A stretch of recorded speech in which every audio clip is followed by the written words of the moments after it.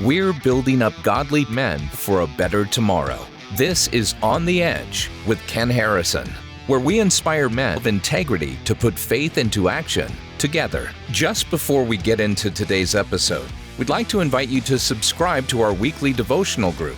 Just text the 2 words, Promise Keepers, to 31996. Every week you'll receive a challenging devotional that will inspire you to put your faith into action in the real world. Again, text Promise Keepers to 31996. And now, here's today's show.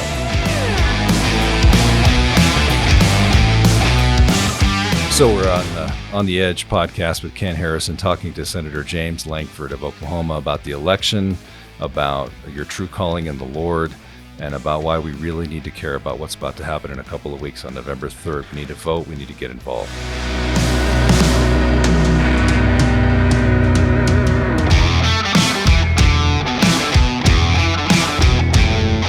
Well, Senator James Lankford from Oklahoma, Matt, thanks for flying all the way out to Colorado to be on this show. We're doing our Promise Keepers board meetings here in a little bit. You're on the board. It's just such a privilege to be able to serve on the board with you, and you've become such a good friend, and it's just a privilege to have you here today. Yeah, glad to be able to do it. Thanks for having a board meeting in Beaver Creek, Colorado. Come on, it gives me a good excuse for 2 days over a very fast weekend. Get out of Washington, be here for 2 days, head right back to Washington after that. But if I'm going to get away from D.C., it's a great place to do it. You know, I always thought being a senator would be exotic until you taught me differently. It sounds like a pain in the neck. Yeah, it's a lot of peanut butter sandwiches at night, early mornings, late nights, and a lot of work that goes into it. There's a lot of research and background work that's just got to be done. So it's not all lobster dinners and limos. And let's get over the fact right now that I have voice envy every time I talk to you. Well, I mean, well, I'll allow you to be able to work through that. You know. You've got like the Buzz Lightyear voice. I would take that. So let's get straight into issues that are really poignant. And right now, the election is going to be in a couple of weeks. Right. And you are a Republican conservative senator from a Republican conservative state. You're on Team Trump, if I can say it that way. Sure. How can a Christian vote for Donald Trump? Yeah, it's one of the questions I get asked a lot by people. And it's really a fascinating conversation because it boils down to what is the goal of any leader that's in your life? If it's a pastor, if it's your dad, if you are a dad or a grandfather, you have a responsibility to be able to be a moral role model. There's also been an expectation for a lot of people to be able to say, what is the role of the president? Now, that's been all over the map. I find very few people that say, you know what, LBJ, now that was a moral role model. Bill Clinton, that was a moral role model. People just don't say that about him. They'll look at the policies on it. But now a lot of people look at President Trump and they say, you know, I really like his policies, but I don't like his style. And quite frankly, Ivanka Trump during the convention started out with, you may not like his style, but let's talk about what's actually getting done. And that's the grand challenge that you have in a political conversation.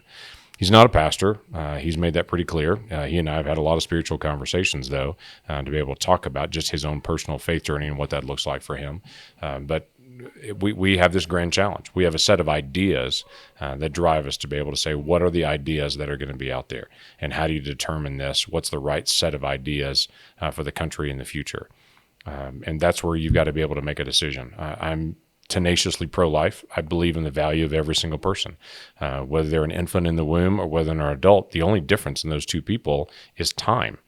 Some people look at tissue in the womb and say, well, it's tissue. It's as DNA, but it's just tissue. It's not real until I say it's real. I just don't agree with that.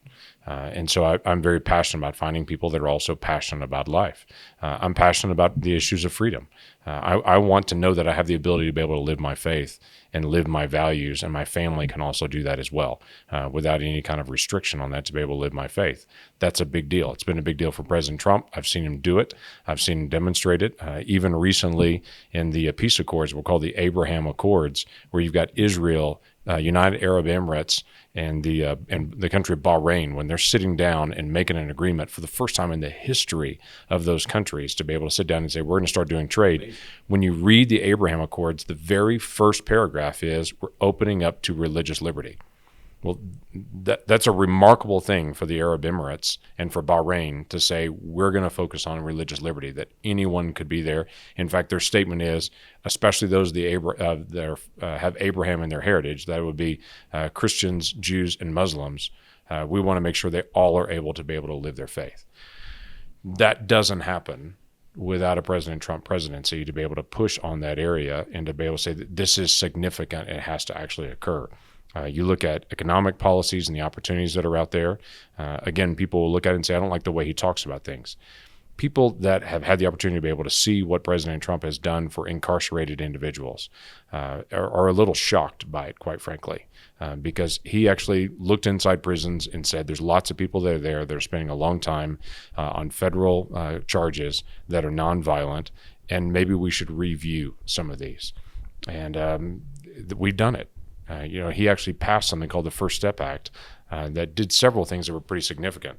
One of those was changing the way that we do your time, I guess, in prison, if I can say that away, different between crack cocaine and powder cocaine. You may say, what's the big deal between the two? Well, powder cocaine is typically used by rich kids in the suburbs, and crack cocaine was typically used by poor kids in the inner city. Powder cocaine had a smaller time in jail than crack cocaine had. Really? That is inherently racist on its face. That got corrected in the First Step Act. And in fact, it reached back to some of the folks that had been in jail a long time and said, this person got busted for 2 ounces of powder. This person got busted for 2 ounces of crack. The person that got busted for 2 ounces of powder has been out for years. The person that got busted for crack, black man, is still in prison. That got fixed. Black unemployment, Hispanic unemployment, female unemployment, all those things radically changed because the economy was taking off. Again, people will come back and say, you know what, he's been married multiple times. He's been outspoken on some areas that really make Christians uncomfortable. Okay, that's true, actually. And I know a lot of leaders that are like that. I know a lot of Christians that work in workplaces where their boss makes them uncomfortable in some of those things as well. But it's an opportunity to say, are we going to get work done together? And how are we going to accomplish some of the bigger goals there? And when I look at some of the bigger goals to be able to say, how are we helping every American, every neighborhood, every place in America, every race, he's done that. And so I don't have a hesitation on being able to support him again. Now, again, do he and I tweet alike? No. No, we don't. In fact, there's this moment, my wife and I, her name is Cindy, we were traveling with the president one day, and we're on Air Force One. And I'm sitting right next to him. It's like he's sitting here, I'm sitting right here next to him. And he's working on a tweet, and he turns and looks at me and he says, you wouldn't tweet this. And I laughed. I said, well, you probably shouldn't either then. And he laughed and he said, I'm going to because I think it's funny. And so he finished his tweet and he showed it to me. And I said, you're right, sir. I wouldn't have tweeted that. And we have this just ongoing back and forth where he'll say to me, how many Twitter followers do you have? And I'll say, a lot less than you. He's like, well, you know what? People like the way that I tweet, and they follow me on that. I'm like, yeah, I know, but you're the president of the United States, and you also set a role model. He goes, you know what? I got to break through the media because the media is all wrong. They're all against me, 100%. I never get a positive story. This is the only way I get the message out is doing this and to get people to follow me. I get his perspective on that, and it is a unique challenge that he faces to be able to get his point of view out there. It is amazing. I mean, what you just said about Bahrain and whatnot, I didn't know that. Yeah. And so these are huge news stories that are just not being covered. Yeah, it never comes out. There was another major peace treaty between Kosovo and Serbia. News didn't even cover it. I mean, that is the powder keg that started World War I. Serbia has not recognized Kosovo. There are Oklahomans that have served in Kosovo in peacekeeping missions just in the last decade. They have really been at odds with each other. The president and their team reached in, formed a peace alliance now. Serbia has officially recognized Kosovo. And the two of them are swapping diplomatics. The funniest thing of all of it that no one knows on this, and this is probably brand new to a lot of people, in the agreement when we were actually going through the final agreements, our State Department and Mike Pompeo and the president's team, the president laid one last thing on the two of them, said before they sign the peace agreement, get them both to recognize Jerusalem as the capital of Israel. Wow. And so in the final moments of the agreement, both Kosovo and Serbia both also recognize Jerusalem as the capital, and they're going to move their embassy to Jerusalem to also be there with the American embassy and the Guatemalan embassy and other embassies are moving. It's just one of those things that people don't even know of things that he's working on that are important to Christians, that are important to our faith, are important to world policy and politics that just happen, and the media just ignores it and says he's a terrible, horrible human being, but they're saying that because they don't like his policies. There are lots of people in the media that talk the way the president talks, that have the same kind of relationships the president has, but they're okay because they're liberal. And so they ignore all those things. Hollywood ignores their behavior and the way they talk and what they do. And they say, well, we're okay because we're liberal. He's terrible because he has different policies. And that's really what it's all about. So people have just got to decide the message that's coming to them, look at the policies and look at the issues. Yeah, two things that people may take issue with on that. And I want to take on one and then ask you the question on the second one. The first one is people say, well, he's an adulterer. He cheated on his wife. And you guys, you weren't in the Senate at the time, but you went after Bill Clinton. And I would say, well, we have to remember that the evidence of cheating from Trump was 15 years ago, and Bill Clinton was in the moment in the office. Right. And so there's a huge differentiation. In the Oval Office. Yeah, right. The second, though, is people who are black are listening to this. Sam Rodriguez, who's on the board with us of Promise Keepers, has said that prominent black pastor, I won't say his name, called Sam after he prayed at the inauguration and said, how dare you pray for him? That man is a white supremacist.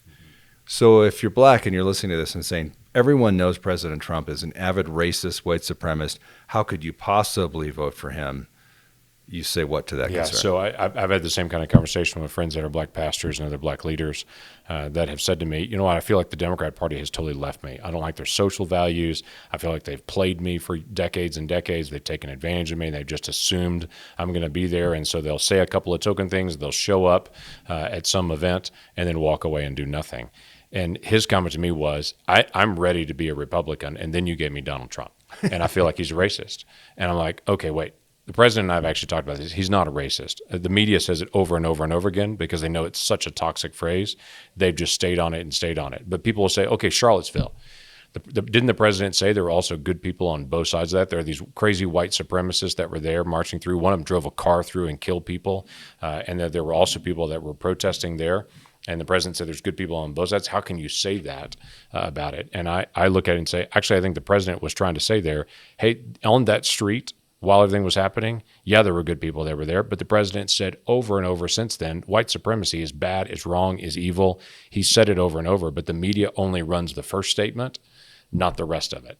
And it's easy to be able to take Donald Trump out of context. I guarantee you, he talks all the time and says stuff all the time. And you can grab any one phrase that he says and take it out of context and run a commercial and do all kinds of damage in that sense. He's not a racist. Herschel Walker, standing up in the convention for the RNC, standing up and say, I know my friend and I know he's not a racist. The multiple black individuals that work in the White House and work around the president or work in the president's cabinet all point to him and say, I work with him every day. He is not a racist. But the media just says it over and over and over again because they know it's toxic and they know that people will say, well, I can't support somebody that's a racist. His policies may be good, but gosh, he's a terrible human being because he's a racist. He's not. But that's the grand challenge. That's why I saw so many black leaders at the RNC stand up, support the president, and say, I'm thinking. I'm actually getting the information. I'm not just going with the emotion. I'm trying to take it to the next level. And I'm not just saying somebody that doesn't support the president doesn't go for just the emotion. A lot of people choose who they're going to vote for president or Senate or Congress or judge or city council for a lot of different reasons. I get that. I want to respect every American's choice to be able to do that. But don't just believe something that's not true and say that I'm deciding on something, even though that's really not true. That's just been repeated so many times. Surely it must be right when it's really not. I was in a room right before COVID came out of about 150 black pastors. And every pastor I talked to said he was voting for Donald Trump. And they also said, but I can't tell my congregation that they'd run me out of my church. Yeah. Wow. That's quite a statement. And of course, my thing back to them was, look, I'm not walking in your shoes, but if so many babies' lives would be saved because President Trump got elected over whoever at the time was going to be the Democrat nominee, do you think you get to stay silent? I don't want to stand before the judgment seat of Christ and say, hey, I didn't stand up for the truth because I was afraid that I would lose my church. Yeah, and it's also been really interesting. I've had a bunch of folks that are Christians that have come to me and said, I really want to support the party that really supports, children in poverty and education, and there's all these big issues that we look at and say it's bigger than just pro-life, meaning pro-life in the womb. They want to look at after the womb, after they were born, what's actually occurred. Are we taking care of the homeless? Are we taking care of the hungry? Are we taking care of education? All those things. And they'll say, well, the Democrats are the ones that are doing that. Like, well, let me tell you the difference here between the two. If you look at last year's budget proposal that was out there on the federal level, on homelessness, on education, on poverty eradication, on all those issues you just talked about, the Democrats proposed a budget of $1.2 trillion. Republicans proposed a budget of $1.1 trillion. So apparently that extra 0.1 means they love people in poverty and the Republicans hate people in poverty. Again, this is a line that the media runs with over and over and over again. It would be like, if I take all the zeros out of it, if I were to say, they want to give $120 to homelessness, and so they love people that are homeless. Republicans want to give $110 to homelessness, so they hate them. It's not true. There's a lot of compassion all over the conservative movement to be able to say, what can we do for education? What can we do for homeless? What can we do for the hungry? How can we take care of people in greatest needs? But we also have this very profound belief that the people that take care of the homeless and the hungry and the hurting the best are families and churches and nonprofits. They're much better than government. And the liberal view is really nonprofits and families don't do a good job. We need to bring that all to government and do as much as we can in government to be able to provide that. I just don't believe that's the best way to do it. So the difference isn't who loves the homeless and the hungry. The difference is what's the best way to be able to take care of those needs. I believe the best place to do it is not just to write a check and to say, figure it out. That's what the federal government does. That's the only thing we can really do with 320 million people. It's so much better when a church or a nonprofit or a family steps up and says, I'm going to walk with you through your addiction. I'm going to walk with you through this hard time. And we're going to do whatever we can to be able to live life together. Those churches and nonprofits are so much better at this. And whatever we can do in our tax policy to empower them actually meets the needs better than just saying, let's get as much tax money as we can and mail money to as many people as we can, and that solves the problem. It doesn't. Look at what's happened over the decades. It doesn't solve the problem. So again, it's this great farce that's out there to be able to say, well, I'm going to go with somebody that really wants to take care of the homeless and the hungry. Okay. That's actually both parties. I don't run into a Democrat that doesn't want to take care of the homeless and the hungry, and I don't run into a Republican that doesn't either. Just the Republicans want to make sure we're empowering churches and nonprofits even more than what we're doing while still doing a lot of federal funding as well. The numbers aren't really that different. It's the method of actually getting it done. And I think it's important to note, too, as a guy who's running a lot of companies, that when you say you want to give 9% less money, it's not that you want to give 9% less money. It's about efficiencies, because big companies, you're talking about the government, that's the biggest company there is. Big companies have massive waste. They have their buddy that they pay off to get this and this special job for this person. And so what Republicans are saying is we want more money to go to those people. There's this massive amount of bureaucracy and waste that goes on, because when you want big government, the more money you get to more people, they become addicted to your money and they vote for you. Yeah. And again, it's a philosophical issue. Promise Keepers, obviously, in this conversation is not a political, we're not affiliated with some party, but it's just a factual conversation to say that the national media and the national dialogue and what you see on social media, and God help you if you believe everything you see on social media on it. But all of those things that go out there just paint a picture and create this image of government is so efficient and is so effective at what you're doing. But if you talk to the people that actually work for government, most of them are so frustrated because they're in the bureaucracy, they see the waste every day, and they think, if only we could do the things that really target and help people the most, there's so much more that we could do. It's not that people that work in government are evil. They're not evil people. I know just tons of people now that work in the federal government. They bust their tail and they work hard and they're serving their neighbors, but they're stuck in a bureaucracy that's enormous.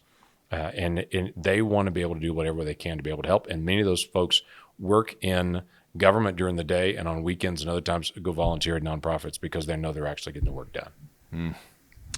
All right, so nice transition. We have an election coming up. Let's talk about that. So Steve Daines, who actually is the guy who introduced you and me, senator from Montana, Right. Great guy, outdoorsman, just such a great man. He's in a race for his life, and it's weird because you got Montana who went 20 points for Trump last election around. They probably will again, and yet Montanans are weird. You know, they turn around the same election and they vote for a Democrat for governor who's now running against Steve.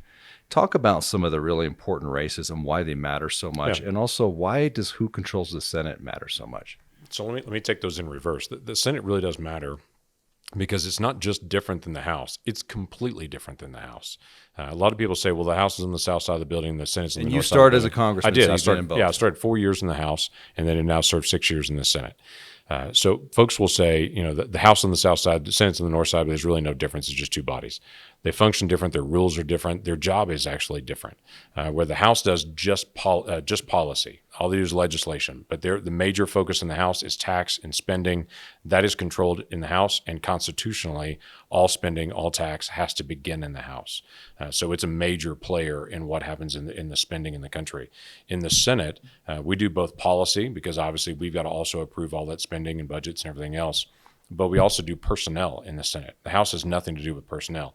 Every person that the president picks to be able to be in the cabinet, to be the deputy secretary, assistant of whatever fill in the blank agency, all of those have to come back through the Senate and actually be confirmed.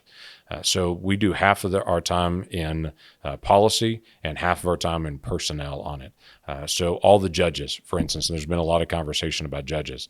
Every single federal judge in the bench, district, circuit, or Supreme Court, all has to come through the United States Senate. And if they're not affirmed by the Senate, they don't go on the bench.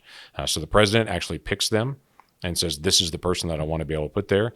But if the Senate says, no, we disagree, then they don't actually go. And there have been times, even with the Republican Senate, that we've looked at a certain candidate that the president has put out and said, no, we don't agree. This is not just a rubber stamp. This is an ongoing dialogue between the Senate and the White House. And so you'll see a lot of interplay between the Senate and the White House to be able to move different pieces of policy because of the relationship on the personnel side for the Senate. It's not uncommon for a senator to say, I want the White House to focus on this policy issue, and I'm not going to approve any people in this agency, any personnel, until this gets resolved on this, whatever this issue is. So the Senate is a very powerful body just because of its relationship with any White House, and because of judges, because of the personnel that are in each body, and quite frankly, because of the direction of policy. We have something in the Senate that doesn't exist anywhere else in government. It's called the filibuster, and it drives everybody crazy in the country. But what the filibuster is designed to do is always give the minority voice an opinion. The minority voice doesn't have an opinion anywhere else in government. Not in the House of Representatives, it's pure majority. If you got 218 people, you can do whatever you want to. If you're in the executive branch, you work for the president, there's no other second voice there. If you're in the courts, it's a straight majority rule in the courts as well. 9 people in the Supreme Court, 5-4, it's done. Doesn't matter what the minority thinks on it. In the Senate, it's different. The Senate requires that both sets of voices are always heard. It slows everything down, and it's the one piece in our government to make sure that nothing gets railroaded through. Everybody's got to talk. It's what made the first 2 years of President Obama's time so unique, that he got so much legislation through, like the Affordable Care Act, like Dodd-Frank, to totally change all of our finances in the country. All those things were done when they had 60 people in the Senate that were Democrats. And so for the first time in a very, very long time, they didn't have to consider the minority voice. Republicans didn't matter those years. They could just ram through whatever they wanted to. It's important to be able to keep that principle in place. And I can assure you, conservatives get mad and say, we need to just get rid of the filibuster and do whatever we want. But there's a real reason to be able to have it, because structurally, we always want a place as Americans that all voices are heard and people don't get run over. Conservatives know what they felt like in 2009. Everybody was mad, like, whoa, government's not supposed to be running over us. Where's our voice? How come we're not being heard? You weren't, because the Senate had been shut down with 60 voices in the Senate. So it matters who's in the Senate. Right now, there's 53 Republicans, 47 Democrats, and there's a lot of races around the country that are very, very close. You mentioned the Steve Daines race in Montana. That'll be a very, very close race. Probably 50,000 people will decide that race. So it's a relatively small number of people. Montana's not a huge populated state. They'll have about 600,000 voters. About half have probably already decided where they're going to go already on that on either side, and about 50,000 will actually sway that election one way or the other. Colorado's another one, Iowa, Arizona, Alabama, Maine, North Carolina, 2 seats in Georgia. There's just Michigan. There's quite a few states that are Minnesota now. There's quite a few states scattered around the country that literally it's a toss-up. Does Minnesota have a competitive Senate race? It does, actually. Oh. Yeah, Minnesota has a competitive Senate race. Michigan has one. So there are multiple that are out there that it's either Republican or Democrat that's on the ticket at this point, but it's a toss-up on it. When people look at it, all the polling shows it's basically within the margin of error. It could go either direction on it, and it just matters who shows up. I do get frustrated. I have to tell you, when people say, I only vote on presidential election years. or I only vote for the president. I don't track all the rest of those folks. Well, all the rest of those folks matter. City councilman, school board, your mayors, your governor, your House representatives, your state representatives and state senators, your U.S. senators. You got to do a little bit of homework to be able to ask the questions. Where do people go to find that stuff out? I mean, especially city council, school board. How do you know? Super hard. Yeah, super hard to investigate all that because a lot of times local media it really doesn't even cover it, and a lot of those are nonpartisan races. There are people that say I'm a Democrat or Republican, and so I always just look for the initial on the back of it. And a lot of those local races, there is no affiliation on it. You just got to be able to do your homework. And some of that's just asking people that have worked with them, finding out where they are, go into their website to be able to get additional background and information, and do a little bit of homework. In this day and age, literally any of us can sit down in our living room and take a computer or take your phone and find out about a lot of people on issues that we used to not be able to do, but now we can. But you got to do a little bit of digging. You can also get a copy of your ballot and see exactly who's going to be on your ballot ahead of time. Your state election boards will always have that out there. And so you can see how many people are going to be on my ballot. So you don't show up thinking I'm going to vote for the presidency and go, oh my gosh, who are these 10 other people that are here that have also got to decide on? That way it gives you the opportunity to be able to decide ahead of time.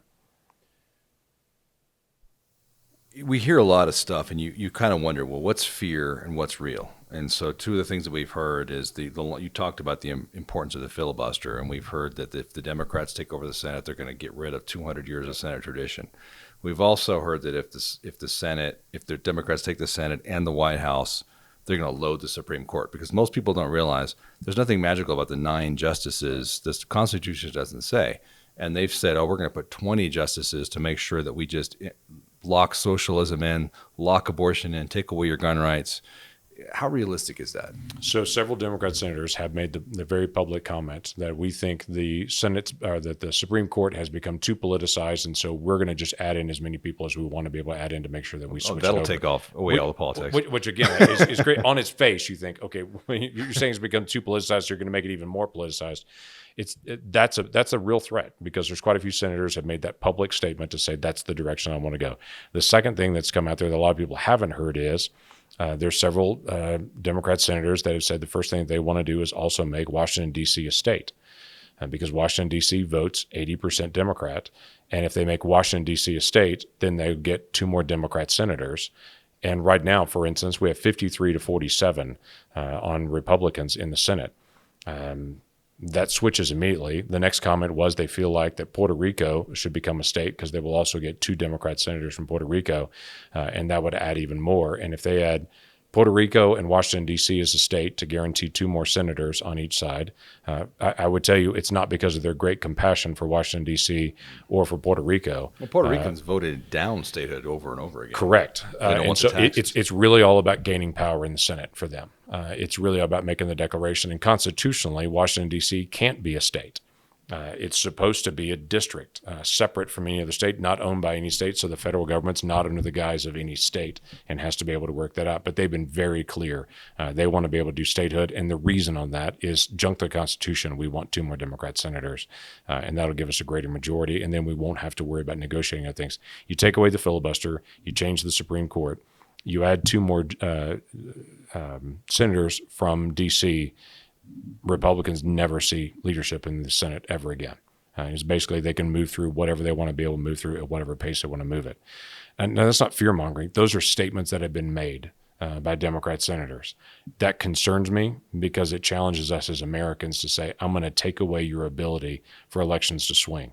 People look at what happened in 2010 in the election with this big Republican wave that happened. And then we saw a big Democrat wave that then took over the House of Representatives. Americans get to decide. But if they rig the system to be able to say, I'm going to rig the system to no matter what Americans do, we're going to actually be in charge on it, Americans feel that and will express their frustration with that. You know all these guys. You're friends with them. Yeah. Are they so unified in wanting power, or are there Democrats that are saying, no, we're a constitution, a republic, I won't go along with this power grab even if it benefits me in the short term? I hope that's true. I don't know that that's true. Let me give you the reason I say that. 60 people 4 years ago signed a document in the Senate saying we do not want the filibuster to go away. 60 people, 30 Democrats, 30 Republicans. Those 30 Democrats have all turned now and said, I've changed my mind. Now I want to get rid of the filibuster. So just 4 years ago, they were like, no, we've got to protect the rights of all sides to be able to be heard.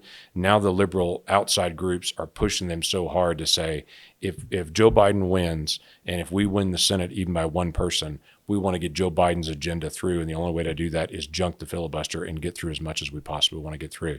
It is literally a statement of, okay, I know I believed this before, but the moment requires some other situational ethic, and I've already shifted. And I've had quite a few of those folks that I've talked to and said, how in the world can you make that shift? And they said, you just don't understand the outside push that I'm getting from Planned Parenthood, from all these other organizations that are saying, we won't help you with funding. We won't help you. We will make sure that you lose your next primary unless you stand with us on this one, because we've got to have it. So it's not ideology, it's money. It is money, it is pressure, it is protest. A lot of folks have seen the protests that have been around the country all this summer, and they forget that a lot of Democrat senators and House members have also faced that kind of protest as well from liberal protesters. Chuck Schumer had 3,000 protesters in his front yard on a Saturday morning saying he's not opposing President Trump enough, that he needs to do more to fight against him. So liberal protesters coming to a liberal senator's front yard and yelling and screaming and protesting at him, making his life miserable, so he can go even more to the left. This push towards socialism and this active group that is out there that really wants to be able to maintain control based on volume, it's real. There's a very active group that will say, you will do things the way that I want you to do, or I'll come to your house, I will protest your family, I will do whatever I can to be able to take you down personally until you do my way. I mean, it is Animal Farm 1984.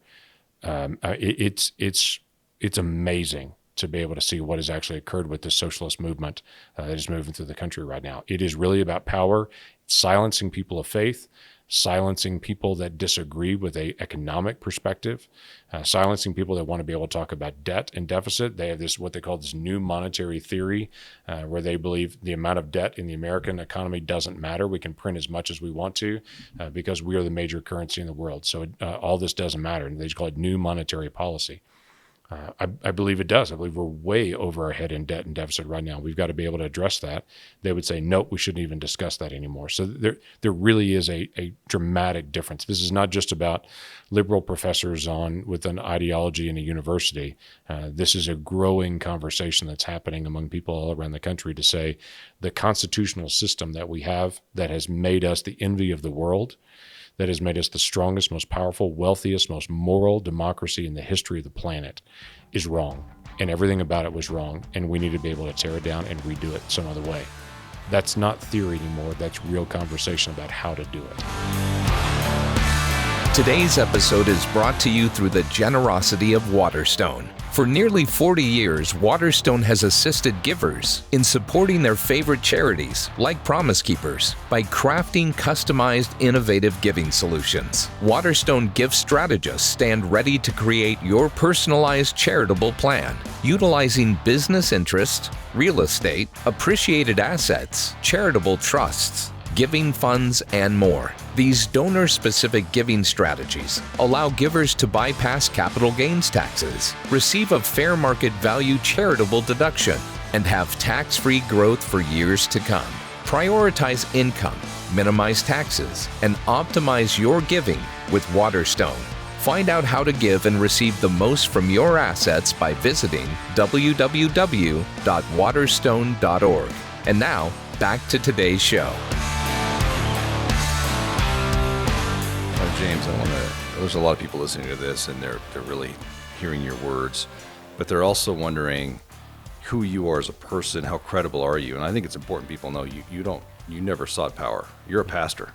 Yeah. You went to seminary, and God called you to run for Congress and then run for Senate. And just to pull people in and go, this is not some political conversation. You're not some guy that wants to run for president in 4 years. You've actually kind of eschewed this the entire way. Yeah. And the Lord has pulled you in. And so talk a little bit about your journey becoming one of the 100 most powerful men in the world today. without trying to. Yeah. So my wife calls this life's greatest interruption for us. I was 22 years in Promise Keepers is that for me. Yeah, I get it. I was 22 years in ministry. I was doing youth ministry, in fact. And we've had a lot of pastors that have served in Congress. I don't know that we've ever had a youth pastor serving in Congress. And for some people that excites you that a youth pastor is in Congress, and some people it would terrify you, depending on your relationship with the youth pastor at your church. But that's what I did for 22 years. I love serving students and families. I directed the Falls Creek Youth Camp. It's the largest Christian camp in America. Now, do you play the guitar? I do not play the Isn't guitar. that required to be a youth pastor? I was actually a drummer, so I didn't play the guitar. But that you would think keyboard or guitar is one or the other on most of us. So I loved doing that. Assumed I was going to do that the rest of my life. And in 2008 and 2009, God completely interrupted our life and called us to run for Congress. And it's a much longer story, but it wasn't like lightning in the clouds. It wasn't, some message. It wasn't, "Dear James, thou shalt run for Congress." It wasn't anything like that. It was this overwhelming sense that this is what I had to do. And for 7 months, I struggled with that because I have no background in politics. I'm not a lawyer. I have no one in my family that's in politics. I don't have money personally. I mean, I don't have any of that. But it was this over and over and over again of this is what follow me looks like. And it was, you've told students for years that the calling of God is to follow me. And you've got to trust him. Now it's your turn. You've got to do this. And so for 7 months, I told God, this is crazy. And for 7 months, he said, follow me. And so I resigned my position in September of 2009 and announced to my friends I was running for Congress. And they all said, "You're running for what?" And I said, "I'm running for Congress." And they said, "That's great. There's no chance because people like you don't win." We had a 7-way primary. Yeah, because in Oklahoma, you have a ton of known Republicans. And of great people that are there. There's a ton of great, and for me, it was over and over again. God, there's 4 million people in Oklahoma, and there's a lot of great folks that are there. Why am I doing this? He just said, "Follow me. You have a task. I prepared you for this task." So ran, won in 2010 in a 7-way primary, and then in a runoff a month later, and then in a general election in November, won again 2 years later. And then 2 years after that, there was a special election for the Senate, won that seat in the Senate, served for 2 years, then had to run again 2 years later on that to serve a full 6-year cycle. So it's been a little bit of a whirlwind for us, to say the least, but through it all, we've heard God say, this is what follow me looks like. And I really do believe, and I've met some of these guys, and I remember back in March of 2009 saying to my wife, I don't know why we're supposed to do this, but I know we're supposed to do this because I've met that man that's 70 years old that tells me the story about how he didn't follow God's call when he was 30 because he was afraid to, and he didn't do it, and he's 70 and he still regrets it 40 years later. Or he's the 85-year-old man telling his grandchildren about the time he didn't follow God. I said, I know that guy. I don't want to be him.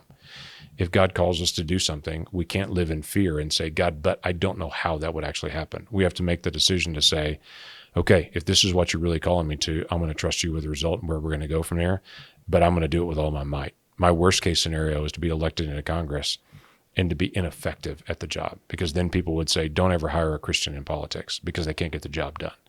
I want people to be able to say, if you want somebody that's going to get the job done, that's going to work as long as it takes to be able to get it done, hire a Christian, because they'll have that Christian work ethic. They'll do it with integrity. They'll do the hard work that needs to be done. They'll listen to the people fairly, and they'll live the biblical principle that's out there all the way back from the book of Leviticus, equal weights and measures, the general fairness. Whether you're black in the inner city, whether you're a black wealthy person in the suburbs, whether you are a male, female, whoever you may be in whatever occupation you be, the biblical principle is everyone is to be treated the same, have the same opportunities, the same equality in that. That's the equal weights and measures that God condemns when they would change the measurement for certain people when they came to buy grain and say, well, you're one of those people, so I'm going to change the measurement. God said, I hate that. I want everyone to be treated fairly. That's a biblical principle. And I want people to be able to know this is not just a good idea for our culture now. It's been a good idea for every culture, just most cultures don't. And I want people to hear you. You're a sitting U.S. Senator. You are the guy that gets to walk around and say, everyone should kiss my ring. And you're saying, no, in my faith, we're going to be equal. I had the exact opposite call of you, actually. I never told you this story, but I had a bunch of guys fly out to Denver from all around. You know the guy, but I won't say his name on this. But in 2016, and he said, we know Trump's going to lose the election, and we want to recruit you to run for Senate in Colorado. And, you ex-LAPD, business guy, perfect. And I said, geez, I'm not a senator type. I'd shoot myself if I had to do what you do. They said, well, run for governor of Colorado, and we're going to pay for it. We're going to raise the money. And I prayed about it, and the Lord gave me an overwhelming no. And I said, but God, listen to what they said. I'm the perfect guy. And God said, you're not the perfect guy because I'm saying no. And of course, I didn't know Promise Keepers was going to come along in a year.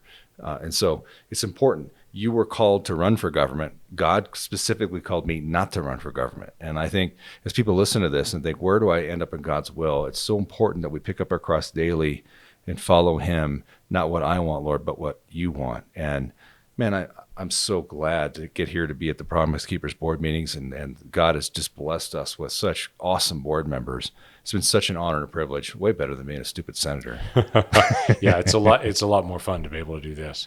It is amazing to me the number of people that will boil down Christianity to a set of rules and will say, I live moral, I'm nice to people, I'm polite, I got good manners that my mom taught me, and that's what it's like to be a Christian. I'm like, that is not it. If your faith is something that affects your weekends, that's not a faith, that's a hobby. A hobby is something you do on weekends. A faith is something that permeates every part of what you do, and it begins with a very basic principle. It's the decision of who do you follow. Am I the boss of my life, or is God the boss of my life? Are the principles that I live by the ones that were passed down from my dad and my grandfather, or from my mom, or from somebody I saw on TV, or some musician? Are those the principles that I live? Or the principles and the instructions that I live based on the teachings of God's word, and because I know God's word, that's the principles I live. Am I trying to just be able to follow the instructions, or am I trying to listen to the leadership of the Holy Spirit? When he said, come follow me, that wasn't like, here, read this book and figure it out. That is important, but it was a personal connection to say, I want you to know me, and I'm going to guide your life, and I'm going to interrupt your days at times because I want to use you to bless other people, starting with your own family. And I think so many people in their faith journey just miss that most basic principle of follow me. He's going to guide us if we're going to listen and to be able to follow him. And not everybody's going to end up in a senator, and that's a good thing. Please don't ask God for that. It's not what you think it is as far as the workload and the task that's involved in it. But if you'll ask God to be able to use you and say, God, if you'll speak to me, I'm listening and I want to be able to follow you, he'll probably come back to you and say, okay, great, let's talk with your relationship with your wife first. Because if we're going to deal with something else, you got to solve this issue with your wife first because you have a broken relationship there. Let's get that solved. We got to deal with the issue with your children because you exasperate your kids. And as a dad, that directly violates the truth of Scripture. You either abdicate your responsibility and say, I'm really going to let my wife handle that. She's the one that handles the kids. So you're abdicating your responsibility that God gave you to be a part of that and a leader in your family. Or you're being the one yelling at your kids, assuming that that's the right way to be able to do that, which is also not a biblical principle. Listening to God's leadership starts at home with how he guides us, and then saying, okay, God, what's the task that you have for me to be able to actually do, to be able to serve in my church, at a nonprofit around me, at my work, in my neighborhood. It's a scary thing to be able to stop with God and to say, God, what is it you want to do with my life? I've got all these days. I don't know how many there are. What do you want to do with them? And just set it out there and see what God says he wants to do. It's a terrifying ask because you never know where he's going to take you and what he's going to do. And, one of the things about being an effective leader is putting up with criticism. And, when you know people, it's one thing to put down people in politics when they're just objects to you, right? Yeah, they're a commercial. But when we're friends, and when I heard Tucker Carlson put you down a couple of months ago, I was immediately incensed because he did so with so little information. I immediately texted you and you texted me back like he doesn't know what he's talking about. How do you handle? You're not just getting criticized by anybody. You're getting criticized on national TV by a guy who is supposed to be on your team, who's just doing it out of complete ignorance. How do you deal with that? He just didn't have the facts on it, and that's the challenge. And right now in media, in social media and in the national media. It's all about the reaction, and it's all about how many clicks you can get on a story. So make the headline as inflammatory as you can. When the story really doesn't match the headline, doesn't matter. I just need to get a lot of clicks on it. If you can show a conservative is losing their way, the conservatives always want to read that story because they always get mad going, I knew it. There's a conservative that's lost their way. I'm sure they would. And so conservatives immediately believe that. It's funny to me, the number of people that are conservatives that never believe the media unless they're attacking conservatives, and they're like, yep, that's got to be true. So again, not everybody gets it right. It's the reason even President Trump has been so frustrated with Fox News lately to say, hey, this part's fake news. It's not true. Not everybody gets it right every time. And sometimes you have to admit that's okay, but when you're the person in the middle of it, it gets really frustrating. It's even worse on social media. I mean, the things that people put out on social media, most of the time they would never say to your face. I have people all the time that my staff will come in and say, hey, there's a call that's here. Would you make this call? We've seen some of the things they said on social media about you. Would you be willing to be able to call them? And I'm like, yeah, I'll call them. And when I call them, they're like, Mr. or Mrs. Polite. Right. Oh, right. No, I didn't mean anything by that. But on social media, they'll say all these crazy, wild conspiracy things. And you realize it's just trying to be able to stir people up and to be able to get hits or likes or whatever it is they're trying to be able to do and to try to be popular online. Popular online based on destroying somebody else is not who we are as believers. So we do even social media different based on who is our Lord and who we choose to be able to follow. Now we can call people out, but there's this basic principle about Matthew 18 that social media doesn't get. And that's if I've got a problem with you, I come to you and try to resolve it. And if the two of us can't solve it, I get a couple of the folks that we trust and we all sit down together and try to resolve it. And then if we can't resolve it, then it broadens out. Boy, that's not how it works in journalism and in social media and everything else. If you can find somebody that has some problem, just call them out, get a picture, cancel them, find some way to be able to attack them, because then you'll get more clicks and more likes because you're the man, because you called somebody out, when really all you did was violate every biblical principle and destroy even more relationships across the country. But when you're in the middle of it, it's tough to do. It's amazing how bold some people are when they can't get punched in the face. Yeah. I say we bring back punching in the face somehow. It's probably not a biblical concept. But yeah. Shoot. Yeah. So if somebody's listening to this, especially if they've heard this, and 2 weeks from now, Donald Trump loses, we lose the Senate, we have no idea. And now they're saying, I want to get in politics. I'm passionate. How does someone start? Someone sitting at home in Oshkosh or Omaha or wherever, going, I want to get involved in politics like James Lankford did. How do they do that? Well, the beginning for me didn't start with I want to do it. The beginning for me started with a sense of God calling me to say, go do this. So I go back to people and say, don't crave the position, crave the person that you're going to follow. If you're about pursuing a title, you're going to miss out every time. Because the goal of the Christian life is not to get the best title. The goal of the Christian life is to be able to follow the one who spoke and made the world and who seems to know more than we do. That is awesome advice, but what if they're just righteously indignant? No, they are. Absolutely engage on that. So I tell people, get involved in campaigns, get involved in the facts and figures, get involved in volunteering to be able to help. If they want to run, go run. They feel like God's calling them to do it, absolutely do it. School boards, city council, county commission races, parish races, there's state representatives and senators, U.S. representatives. There's all kinds of roles that are out there. And what's interesting is, for many of these roles, literally they win with 100 or 200 votes. For a lot of the city council and school board races and local races, 100 or 200 people make a world of difference on it. There are several churches in Oklahoma that realize the representative for their area really doesn't represent their values. And so their church just said, okay, God, like you did in the New Testament with calling out apostles and disciples, would you help us to be able to pray as a church about who should be called out to be able to run? And their church just started praying about this. And after a couple of weeks of praying, went to one of their members and said, would you consider running for the House of Representatives? We feel like God's leading you to run and he's speaking to us and we want to do that. They prayed about it. They stepped in, and then that group just stepped up and said, we're going to volunteer and we're going to help. There are a lot of bodies that are like that they realize if they'll really look at what it takes to be able to win some of these elections, they can flip it. Quite frankly, there are some folks on the left that have been very active in flipping city council races, and we've seen that in places all over the country. We've seen in Portland, Oregon, where literally the city council voted that the local police cannot cooperate with the federal police, and said, you can't help the federal police. We're going to isolate them in the courthouse, and they got to defend themselves, and local police aren't going to be there to help at all, and forbade the local police from engaging. I can't even imagine local law enforcement, how frustrating that was for them. But that was a liberal city council that had won with very few votes to be able to win it, and then they just stepped out and said, this is what we want to be able to do.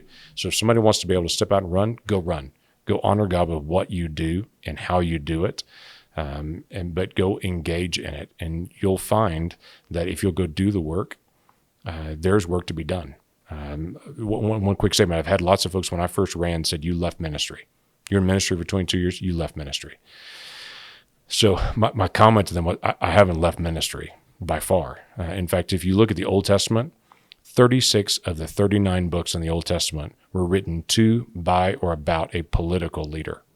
36 of the 39 books written to, by, or about a political leader. If you look at a third of the pages of the New Testament, not the total books, but of the pages of the New Testament, the book of Luke and the book of Acts, both of those were written to a political leader to be able to explain the truth of the gospel to them. If you look at Paul's calling, when Saul was struck blind on the road to Damascus, his calling was to be a disciple to the Jews, the Gentiles, and the Gentile kings. And you look at the rest of the book of Acts over and over again, you find that same pattern to him. He goes before the Jews in the synagogue. He goes before the Gentiles outside. He ends up in front of political leaders. It is clear that God has an interest in what's happening in politics. It's not that we're a theocracy. We're not a theocracy. We're a republic. But it is clear that God, as the creator of government, is interested in who's actually serving in government as well, and what their values and what their morals really are and what their priorities are. So for folks that are hesitating and saying, gosh, politics is such a dirty business. It's like journalism or Hollywood or all these things. It's such a dirty business. I don't know if I want to get into it. I'll say to them, what is better, no salt or salt being applied? If you have an interest in getting involved in that, I know it's hard. I know it's difficult. Go apply salt to it and see what happens. Imagine if Esther hadn't been queen. Yeah. The people of the Jews of Persia would have been wiped out. Yep. So what do you say to pastors who say, well, our church doesn't take a stance on politics. We can't get involved? I actually discourage pastors from making political statements from the pulpit. We're kingdom-minded folks. We have a bigger kingdom than the United States of America. And I know some pastors freak out like, oh, America's really important. It's God-given. It is God-given, but we have a kingdom that's bigger. But here's what I do challenge pastors to. They shouldn't be afraid of what's happening in culture and to be able to speak truth to culture. So there are lots of biblical principles that are being discussed in politics. If the church never talks about those things, the people sitting in the pews just assume the Bible doesn't speak to those issues. Does the Bible speak to marriage? Yes, it does, actually. Does the Bible speak to the value of every human life and the dignity of human life? Yes, it does, actually. Does the Bible speak to the issues of hard work and of engaging in economics and being fair in economics? Yes, it does, actually.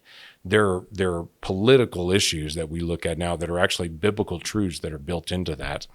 If the church never speaks on that, the people in the pew just assume I can just do what I want. I can be a socialist. I can do whatever it may be because it just doesn't matter because the Bible doesn't speak to these issues when it does. So speak the whole word of God. Don't be afraid of the political issues of the day, but bring truth to it.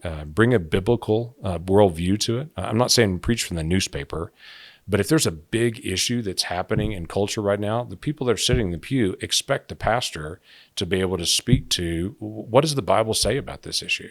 Does the Bible say anything about this? And I don't mean change your sermon every week, but there is some benefit to pausing for a couple of minutes at the beginning of a sermon and saying, hey, this was in the news and everybody saw it, and probably everybody's talking about it at work and school. Let's talk about what God says about this. And let's talk about what the truth of this is, and then trying to get involved. And if there's somebody that is involved in politics in your church and around your church, the church is a nonprofit organization, but that doesn't mean it can't be involved in what's happening in a community conversation. It's still an open public building, and you can have town halls there, you can have engagements there, you can have Q&As there, you can even political activities can happen there as long as it's open to everybody to be able to use it. Yeah, talking about standing up for justice, and I find one of the best ways to bring a debate back to truth is to take the extreme. And so you say, well, what if the pastors, and many of them did actually, in Germany in the late 30s said, well, I'm not going to stand up for the Jews, that's politics. Yeah. And you look now backwards and you go, what in the world could you have been thinking? And today we see 1.5 million babies slaughtered in the womb in this country. And a pastor turns around and says, well, that's politics. Just politics. Yeah. No, that's justice. Yeah. Yeah. Dietrich Bonhoeffer has some amazing truths and things that he wrote during that time period of struggling as a pastor in Germany and saying, what's the role of the church when we're watching the state roll over basic human rights and dignities? When human rights and dignities, things that we know that God values, are being destroyed, how can we be silent on that and to say that we're consistent with Scripture? As we wrap up, we've talked about politics. We've established what a godly guy you are and that you're not out for I'm a power. guy on a journey like every other guy. I'm not perfect by any means, but I'm a guy on a journey with God. You're a guy in politics who's not a politician. Is that fair? That's fair. What are the races that we really need to pay attention to that if you would encourage the people, if we know Montana, mutual friend Montana's of a ours, big one, yep. get busy, vote for Steve Daines. Steve Daines is a remarkable guy, yeah. What give us a few others that you're saying, hey, Christians, man, we got to mobilize around these races. Which ones are those? Yeah, I really do encourage people to go get involved and to be able to get engaged, do their research, and to be able to ask hard questions. All these races, there's millions of dollars of ads that are out there trying to be able to make everyone look the same or to try to be able to destroy people's actual integrity. Go do your research and to be able to find out what's really going on this. It's not an unreasonable thing to do. Montana's a huge race. Iowa is a big race. Arizona is a big race. North Carolina, 2 races in Georgia are very, very significant in the Senate. I'm already missing some, I know, on it. Minnesota, you mentioned earlier. Minnesota, and coming back into Alabama and into one of your friends is Michigan. going to go, dude, how could you I know. They're going to come back and say, how did you leave out Maine? How did you do that? To be able to come through it. But yeah, there are quite a few races, and people know. I mean, in the state they're in, they've seen millions of dollars of ads. Most of the ads are out there are paid by people that don't even live in that state. There are people that live in other states that pour tons of money and say, if the Senate's going to swing and my senator is going to get more swing, it's going to be because we take the Senate back in that race over there. And so just know that most of the ads that are out there are not paid by people that live actually in your state. They're people that have decisions, but you live in that state. You get to actually make the decision to be able to look at it and to be able to decide what direction things are really going to go. I know some of these folks. I'm in a Bible study every week with Steve Daines. Steve Daines and I started 6 years ago a Bible study among senators. That we've got some senators that come that have never been involved in a Bible study ever in their life. We're just sitting down and going verse by verse through Scripture. It's been great. We do it early morning on a Tuesday morning, and we're not trying to be fancy about it, but we're just walking through verse by verse through Scripture and just having this kind of dialogue on the truth of Scripture and how does it really apply to our life on it. Steve Daines has been a great brother and a great friend through this, but when you get a chance to take the titles off and you see 100 senators there, you also realize there's just 100 people that are there that are all trying to be able to figure out what they're going to do in life, what they're going to do in this task, and for those that are interested in being able to walk with God, what they're going to do in a walk with God. So if I'm listening to this right now, I've heard you, I'm charged up, I'm sitting in Des Moines, Iowa, and I'm like, we got to get Joni Ernst reelected. Yeah, what do I amazing. do? Yeah. What do I do as I'm the average Joe? How do I get involved? Yeah, so if you contact any of these campaigns, they will tell you exactly how you can be involved. Number one is show up and vote. I'm amazed at the number of people say, yeah, that's really important, but I don't actually vote because I don't want to go through all of it. It's just amazing to me how many people actually don't even show up and vote. But people that do get engaged and do get informed, you have an influence with other people as well.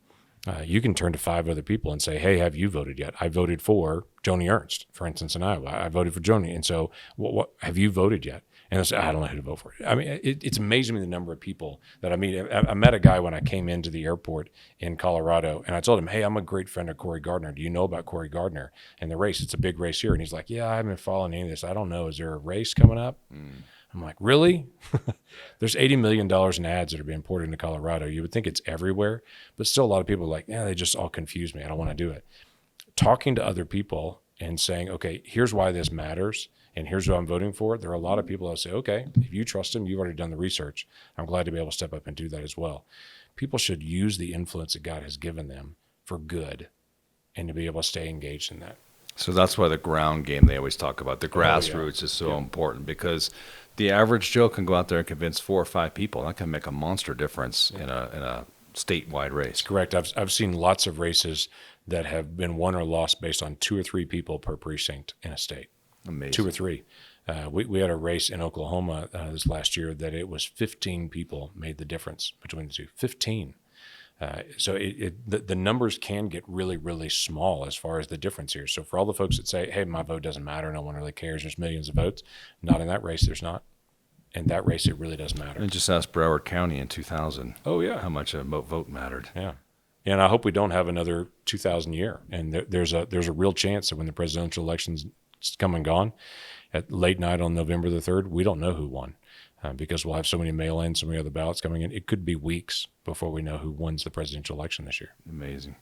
So as we wrap up, is there a last thing you want to say to everybody? I would say don't be afraid to be able to go where God calls you to go. I have no idea where God's calling each individual to go. And the funny thing is, you don't either. But there's a big difference when you actually pause for a moment and say, God, I'm willing to follow you wherever you want me to go. Where do you want me to go? What do you want me to do? Spoken from a youth pastor who ran a camp, who's now a senator, sitting senator of the United States, riding on Air Force One next to President Trump. Yeah, by the way, the youth camp was a lot more fun, but that's a whole different issue. Probably a lot less criticism, too. There was a lot there as well. The slides need to be repaired. Yeah, yeah, it's a whole different atmosphere there. Well, thanks, brother. It's just a privilege to be your friend. You bet. It's good to be able to be on this board, and grateful for what Promise Keepers is doing literally around the world, and what people are stepping up to do. Because Promise Keepers is not just about what's happening around the world. It's about each individual man deciding that they're actually going to walk with God, and they're going to help their wife walk with God. They're going to help their children walk with God, and they're going to be an influencer where they are. There is no substitute for that. And if you want to see the challenge that we have as a nation, the biggest challenge that we have as a nation, men aren't being men, and godly men are not walking with God as godly men to be able to do it. If the godly men of this nation would actually love their wife, love their children, and would actually walk with God in their workplace, we would not have the nation that we're in right now. Pastor and Senator Lankford, thanks, man. Good to see you. Thanks for listening to On the Edge podcast with Ken Harrison. For a lot of you, this is our first time meeting, and I want to tell the men listening about an organization I'm the current chairman of, Promise Keepers. Promise Keepers is an organization founded by Coach Bill McCartney that's led men across the world to a saving relationship with Jesus Christ. Promise Keepers is calling men back to courageous and bold servant leadership. To learn more and get involved in the mission of Promise Keepers, visit promisekeepers.org. Follow on social media or download the Promise Keepers app on Apple Store or Google Play by searching Promise Keepers. Through the Promise Keepers app, you'll receive access to devotionals, Bible studies, and other great articles and video content, and a community to build friendships, lead your family, and become transformative leaders. See you next time for On the Edge with Ken Harrison.